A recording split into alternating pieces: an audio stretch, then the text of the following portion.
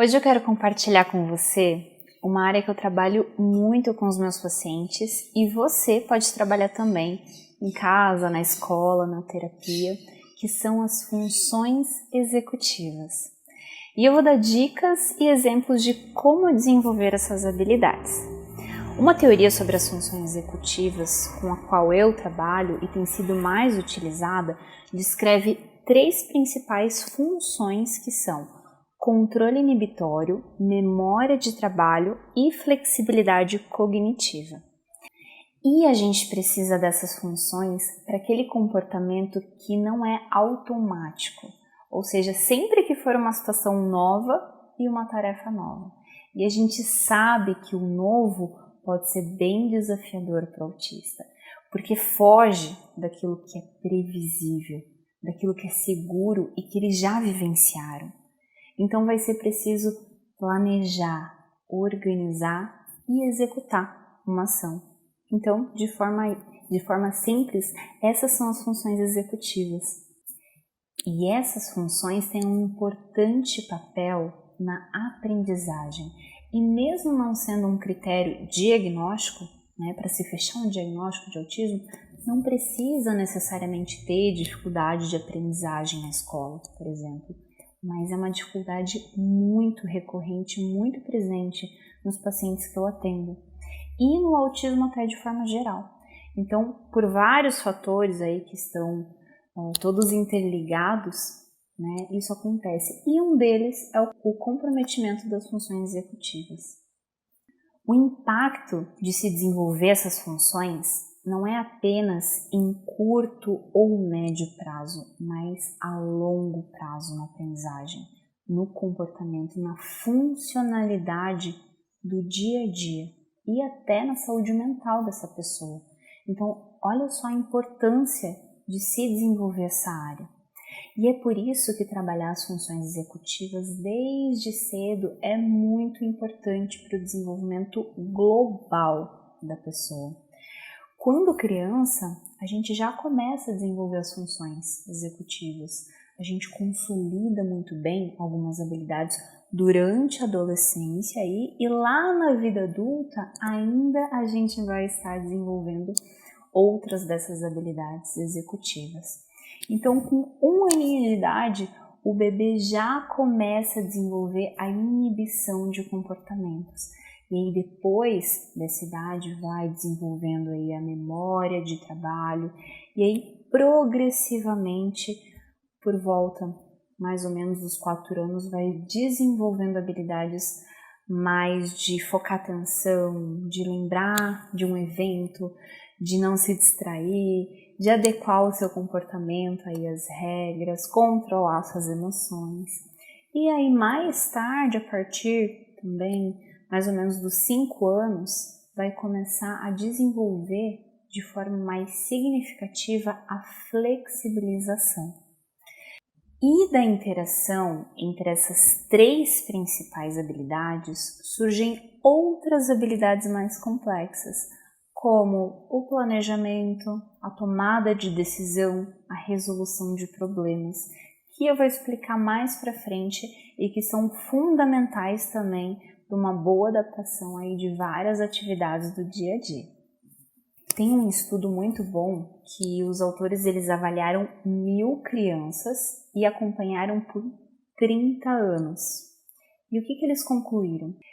Que as crianças que desenvolveram essas habilidades executivas na infância foram menos propensas a desistir da escola, a abusar de substâncias, de se envolver em crimes, tiveram um maior sucesso profissional e tiveram também uma melhor saúde, tanto física quanto mental. Eu já atendo muitas crianças, adolescentes e adultos autistas que têm dificuldade para focar atenção, para fazer planos, para se organizar, se planejar, para terminar uma atividade e ir até o fim, para regular as emoções, outros que são impulsivos. E em uma atividade musical, eles aprendem a esperar a sua vez, a planejar, a aguardar o melhor momento para agir, para tocar o instrumento, a resolver problemas, a guardar as informações. E isso mostra a importância que é trabalhar as funções executivas para se ter um melhor aprendizado escolar, prevenir problemas aí sociais e de saúde mental, ter uma melhor adaptação na vida adulta e em diferentes aspectos da vida. Alguns exemplos e dicas que eu vou abordar aqui podem ser utilizadas tanto para prevenir quanto para trabalhar quando já existe um déficit nas habilidades executivas. A primeira principal habilidade que eu vou falar é o controle inibitório. Essa habilidade é o que permite a gente controlar os comportamentos que não são apropriados ali para a situação, para o contexto. Então, mesmo que a gente queira falar ou fazer tal coisa, é aquele momento que você consegue ponderar e pensar antes de responder. Então, não, eu vou ficar quieta que é melhor. Ou, eu queria muito comer esse doce, mas eu não vou comer agora. Né? Então, que também isso está relacionado com o controle da atenção e dos pensamentos. E conseguir inibir a atenção a estímulos aí que são distratores no momento pode ser bem difícil também para o autista. Porque o passarinho cantando, o avião passando, aquela fase do jogo que eu estou na cabeça, tudo isso pode ser muito mais interessante e pode roubar essa atenção da atividade que a gente está fazendo, por exemplo. O que inclui também o conceito de atenção seletiva, ou seja, de selecionar o que é mais relevante naquele momento. Eu vou dar um exemplo agora de uma atividade que eu vou chamar o musicoterapeuta Guilherme para me ajudar, que trabalha justamente essa inibição, esse controle dos nossos impulsos, das nossas ações. Então a gente precisa fazer um movimento, uma ação naquele momento e a gente tem que controlar esse impulso. Então vamos lá. Bim, bam, bim, bam, biri, biri, bam, biri, bam, biri, biri, bam, bim, bam. Bim, bam, bim, bam, biri, biri, bam, biri, bam, biri, biri, bam, bim, bam. Essa foi uma atividade, um exemplo de atividade que a gente trabalhou esse controle dos impulsos, né, nas nossas ações. É uma atividade que eu gosto muito porque ela é muito versátil, então ela não é muito infantil, você pode trabalhar ela de forma mais simplificada para crianças, trabalhar com adolescentes e até com adultos. Então eu separei aqui para a gente conseguir visualizar melhor, porque para trabalhar esse controle inibitório no autismo, a gente precisa ensinar a criança como aprender e não somente a dar o resultado final. Então, usar mediadores. A gente tem aqui, né, vários objetos, instrumentos musicais, questões até mais sensoriais que podem ser e que vão trazer, vão fazer essa ponte entre a criança e a habilidade que ela precisa desenvolver. Então, vocês vão utilizar objetos, coisas concretas, para que vocês consigam fazer essa ponte entre a habilidade e a criança. E ensinar com uma boa adaptação, uma boa estrutura, previsibilidade visual, musical. Isso é essencial para que eles consigam discriminar melhor, compreender melhor o que é mais relevante para direcionar a atenção e para conseguir controlar o comportamento deles. Então também utilizar instruções curtas, né, diretas, claras. Isso inicialmente o foco vai ser trabalhar as funções executivas, né, o controle inibitório, sem inserir aí muita complexidade ou outras habilidades junto nesse início. Tá? Então aqui a gente tem As bandejas, por exemplo, que dá essa previsibilidade, traz estrutura, adaptação, ó, tudo muito visual para a criança, né? A atividade está aqui, ela sabe o que precisa ser feito, né? Então a gente tem aqui, tem os instrumentos, cada habilidade vai estar muito bem concretizada para que ela consiga entender de cara o que precisa ser feito, onde começa, onde termina. Isso é muito importante. Então vamos para a segunda habilidade das funções executivas, que é a memória de trabalho. Essa habilidade, ela permite que a gente possa relacionar as ideias, integrar aí as informações com aquilo que a gente já sabe, né, que está lá na nossa memória de longo prazo, e lembrar da ordem dos acontecimentos. Então você memoriza a sequência e projeta o que pode vir depois, né?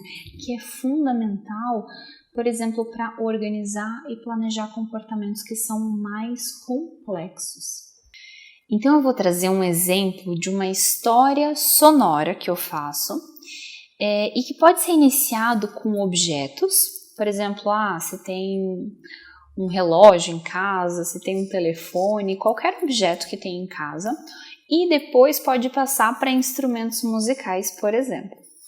E aí você distribui na frente da criança, do adolescente, e inicia um som associando a cada parte da história.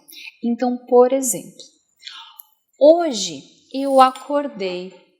Ai. E aí é a vez do outro. Então o outro vai imitar. Hoje eu acordei. Ai. E aí eu retomo a história e aumento. Então, hoje eu acordei. Ai. E de repente... E aí é a vez do outro. Hoje eu acordei. Ai. E de repente... Novamente eu. Até terminar. Hoje eu acordei. Ai. E de repente... Começou a chover. E aí é a vez da criança, do adolescente. Então eles vão fazer a mesma história. Então a criança precisa ir recordando progressivamente cada parte dessa história para formar uma sequência lógica temporal. Então essa sequência lógica no tempo, eu acordei e aí depois aconteceu isso e depois choveu, por exemplo, né? Então aqui a gente também está trabalhando coerência central, né? Pragmática, a prosódia, a comunicação, a percepção, a imitação, várias outras importantes habilidades, sem querer, né? Mais que o foco é essa sequência lógica temporal. E você pode inserir os objetos que nem eu comentei da sua própria criança, os brinquedos dela ou da rotina da própria criança, do adolescente, para ajudar inclusive a generalizar algumas habilidades aí. Eu trouxe aqui alguns objetos para a gente exemplificar como pode ser feito no exemplo que eu dei antes, com os próprios objetos da criança, com os objetos que você tem em casa. Então aqui, vamos supor, eu acordei.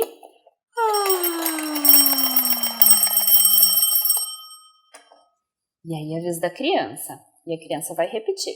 Eu acordei. Novamente volta para mim e eu aumento um pedaço da história. Eu acordei. E fui comer. E aí é a vez da criança. Eu acordei. E fui comer. Volta para mim. Eu acordei. E fui comer. E depois tomei o meu café.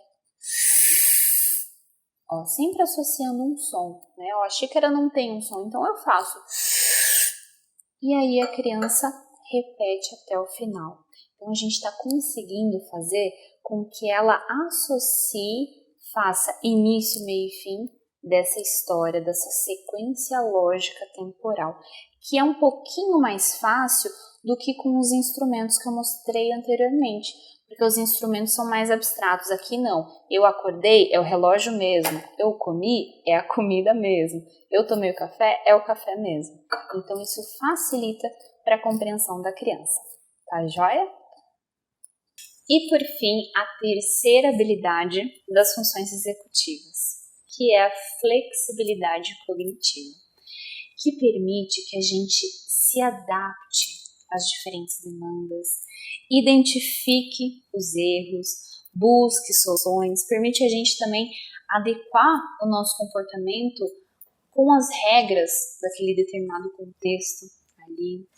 E diferente da atenção seletiva, que eu falei anteriormente, aqui envolve a habilidade de mudar o foco de atenção. Essa atenção que a gente chama de dividida, atenção dividida, quando você precisa ouvir e escrever ao mesmo tempo, olhar no olho da pessoa e falar ao mesmo tempo.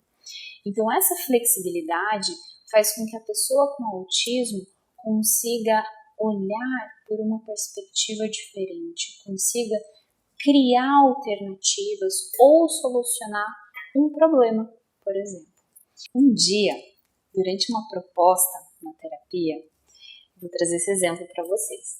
Eu falei para um adulto, na proposta eu falei assim, vamos imaginar que você está na praia. Aí ele assim, eu não estou na praia. E eu expliquei, verdade, você está agora na sessão de musicoterapia, mas vamos imaginar, pensar que hoje não tinha sessão e você foi para a praia. E aí ele, mas eu não fui para a praia. Então, esse pensamento mais rígido não permitiu que esse adulto pudesse fazer de conta, né? Pudesse criar uma hipótese de algo que não era real ali no momento. Né? Ele não estava na praia. E pronto, e acabou. Né? Então eu iniciei nesse momento, eu fui indo por outro caminho, né? Que foi o de compor uma música que trazia essa história da praia que a gente estava trabalhando, só que com outros personagens. E aí depois, somente, que eu inseri ele no lugar desses personagens. Então foi por meio dessa composição musical que ele conseguiu flexibilizar, aceitar esse pensamento de que ele estava na praia. E como que a gente faz isso? Sempre envolvendo o engajamento dessa pessoa, criança, adolescente, adulto, durante o processo. E a motivação, ela pode ser despertada de diversas formas que eu já falei em outro vídeo, confere lá. Sempre lembrando também de retirar gradualmente o suporte. Então, se a criança, ela necessita de mais suporte físico, verbal, né, para ajudar a criança a desenvolver habilidade, a gente sempre precisa retirar gradativamente esse suporte para não criar dependência da criança nisso, o que também é muito recorrente no autismo. O que a gente quer promover? A gente quer promover a autonomia, uma autonomia crescente da criança, com oportunidades para ela, para que ela possa praticar e exercitar essas habilidades em diferentes situações. E a única maneira de melhorar essas funções executivas é realizar uma estimulação consistente e uma estimulação desafiadora. Por que será que tanta criança e adolescente, por que será que eles gostam de jogos de computador, jogos no celular? Também porque tem um desafio motivador ali, que é passar para a próxima fase, por exemplo. Né? E dessa forma, com esse desafio também inerente e motivador, é que precisa ser o trabalho com as funções executivas.